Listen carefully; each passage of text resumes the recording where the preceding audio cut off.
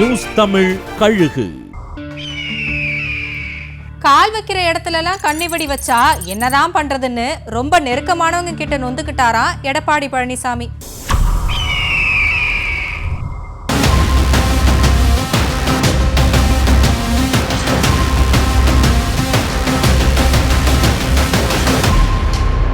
எல்லா கட்சிகளுமே தேர்தல் வேலையை ஆரம்பிச்சிட்டாங்க. நாமளும் ஆக்கப்பூர்வமா சில நடவடிக்கைகளை எடுப்போம்னு அதிமுக பொதுச் செயலாளர் எடப்பாடி பழனிசாமிக்கு ஐடியா ஒண்ணு கிடைக்க, அதுல சில ஆல்ட்ரேஷன் செஞ்சு கள ஆய்வுன்னு முன்னாள் அமைச்சர்கள் 10 பேரை களத்துல இறக்குனாரு. இவங்க ஒவ்வொரு மாவட்டமா போய் பிரச்சனைகளை சால்வ் பண்ணுவாங்க. கூடவே அதிமுக ஆக்டிவ் பாலிடிக்ஸ்ல இருக்குன்னு செய்திகள் ஊடகங்கள்ல பரவணும்னு கணக்கு போடுறாராம்.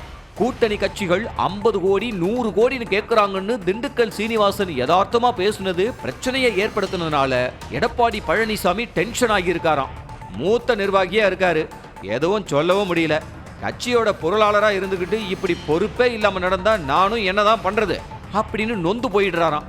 தஞ்சாவூர், திருநெல்வேலி, கும்பகோணம், மதுரைன்னு தொடர்ச்சியா சில மாவட்டங்கள்ல பிரச்சனைகள் வெடிக்க, என் கூட இருக்கிற சீனியர்களே இப்படி ஏடாகூடமா பேசினா என்னதான் பண்றது அப்படின்னு ரொம்பவே நொந்து போயிட்டாராம்.